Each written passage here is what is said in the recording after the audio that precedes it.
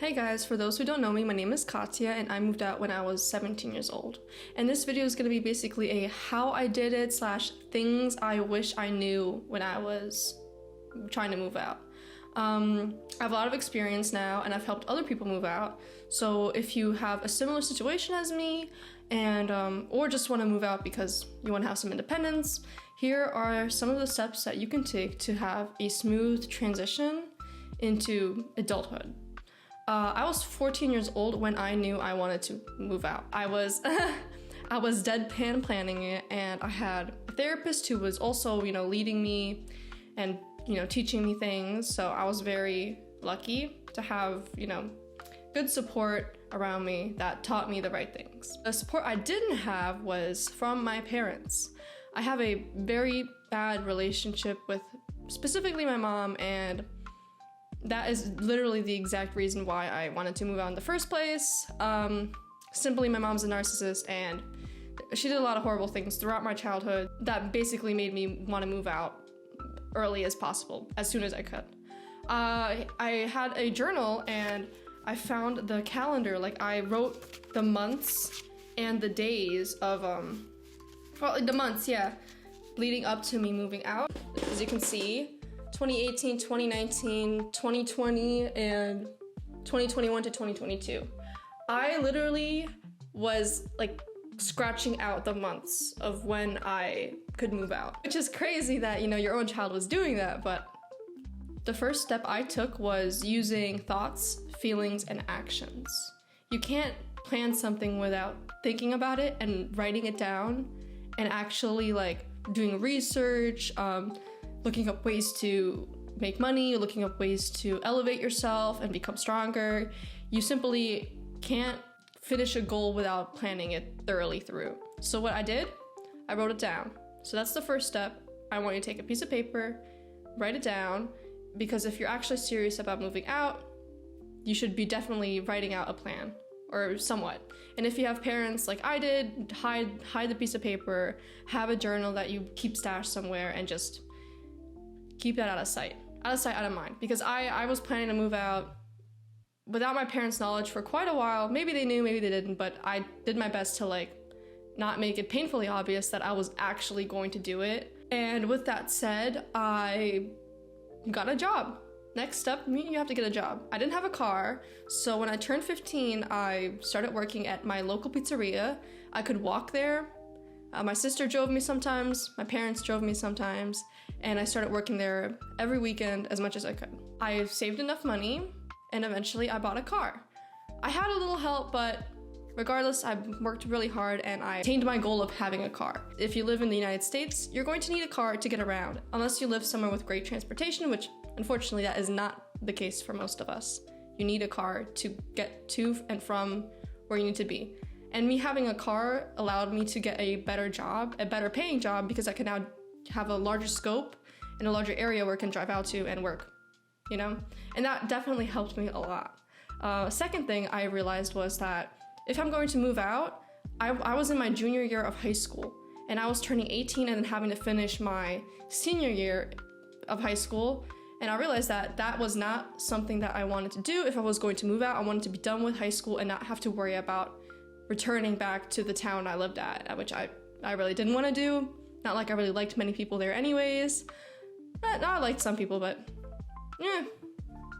not my cup of tea. So I actually spoke to this girl at my job, and she's a saint, absolute saint. She was like, hey, I graduated early by doing dual enrollment. And I was like, hey, I've heard of that, my dad had mentioned that to me a couple times. So I was like, you know what? I'll do that. So I saved some more money up and I started attending classes at Passaic Community College, which, if you don't know, sometimes high schools have dual enrollment programs with their local community college, and you can take a placement test, which is fairly easy, and start taking classes. Also, you get a discount because you are a high school student, so it wasn't that much money for me. It was maybe $400 per class, something like that, or maybe $800. Either way, I managed to pay it off and it was done, over with. I took maybe 2 semesters or maybe 3 semesters, something like that. I took a couple classes. I took them during the summer and I took them during the spring. I ended up using a lot of those credits to apply them to my high school courses, and I got lucky enough to be able to use them for my actual career in my university. So I was working and I was going to college at the same time. Then I realized I needed more money, and I can't move out if I don't have a security deposit, if I don't have a savings account, if I don't have anything ready to move out. So I got a second job. So I was working at a pizzeria and at Chili's, both part-time, and going to college classes at the same time. Technically online school, it was virtual, but still. Regardless, I was literally working, going to school, having 2 jobs, going to college and high school at the same time, and then on top of that, I was doing sports. It was insane. You have to be able to handle a certain amount of stress, because that's just gonna give you a little taste of what it's like, you know, being out here as an adult, having to take care of yourself. There's always gonna be stressors, there's always gonna be something that's gonna go wrong, and you're gonna have to be able to handle a lot of things at once, and that was like a test to me if I can handle it. And if I knew I couldn't handle it, I wouldn't have done it. So if you think you can't handle it, come up with a plan, recuperate, figure yourself out, and then go back at it. The good thing about doing all of this was I was able to escape my abusive household and not have to deal with as much from them as I would have if I just stayed inside and didn't work and didn't really do anything outside of like home. So it was very good. It was very rewarding, and it kept me going. Like, I wasn't really like thinking about a lot of things. I wasn't really feeling a lot of anxiety. I was like depressed at some points, but it definitely kept me going and kept me moving forward. So I finished my college classes. I saved enough money, and then it came to the point of, and I had a car, so it came to the point of me having to move out. I went everywhere. I was not exactly planning it to fall into place at the time that it did, but I went on Facebook Marketplace and I saw that someone put a listing up for a roommate, and I took it. Couple things for advice is make sure that roommate, you can trust them and that they aren't anyone weird or anything crazy like that, because I got stuck with a crappy roommate, and you know, you just gotta be careful out there. I recommend, if you're a female, live with a female. If you're a male, live with a male, just so that drama's out of the way. Second thing is, do not move in with your boyfriends, your friends. If it's a good friend, I guess, like, you know, maybe take the chance, but a lot of the times you just want to move in with someone and have like a casual, distant relationship, so that, you know, no drama happens, nothing between you two can happen, or like no one can try some sort of shit on you.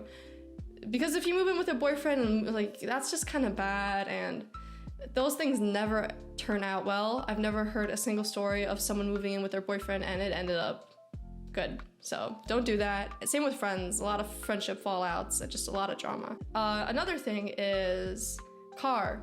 I had a 2008 Nissan Sentra. For reference, this is the car I drove.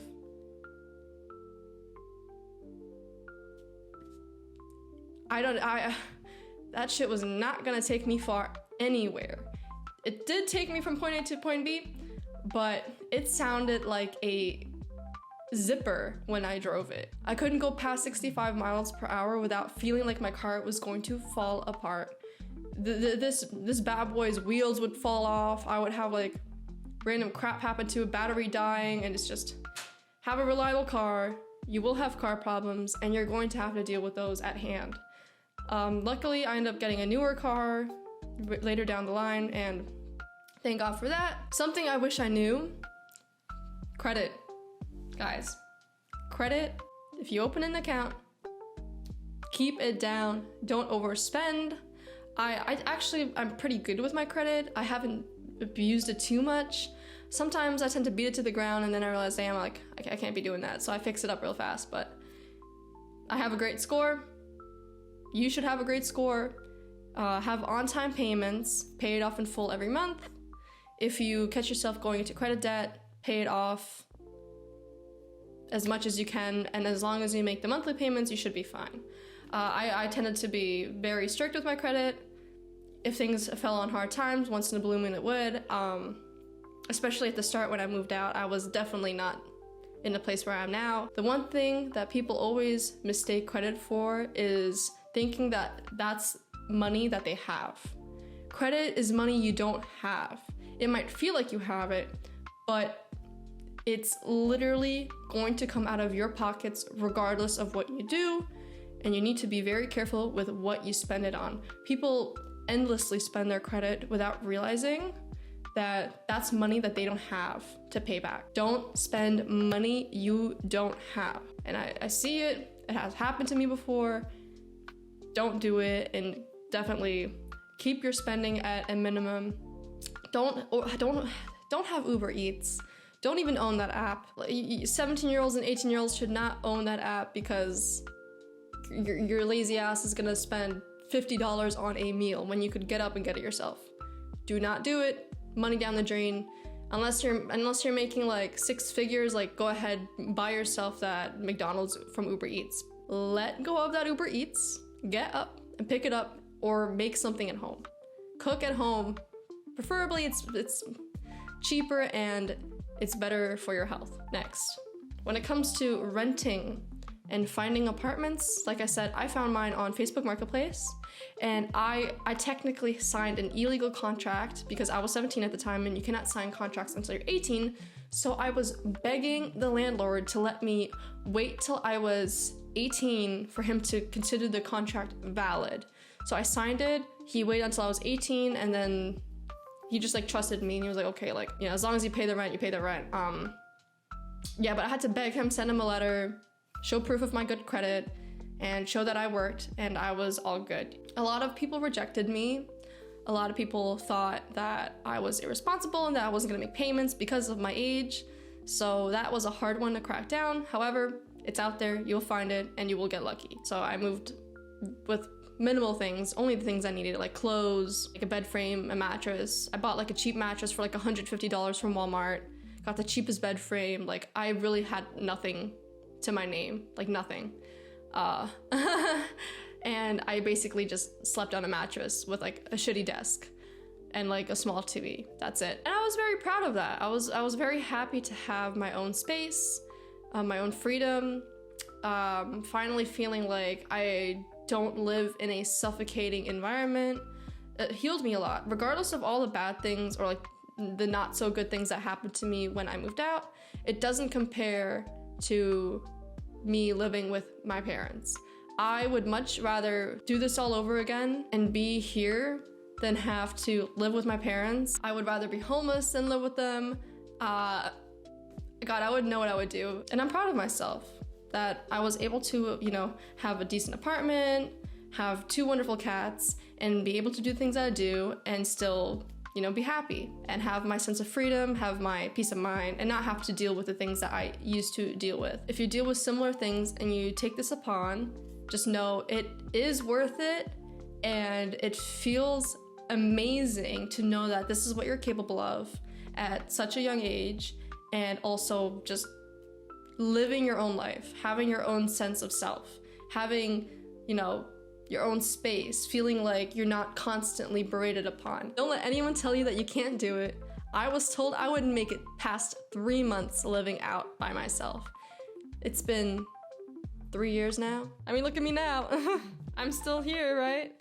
And I'm moving soon too on top of that, so that's gonna be a little annoying, but gotta do what I gotta do, right? Anyways, have a good night. Bye.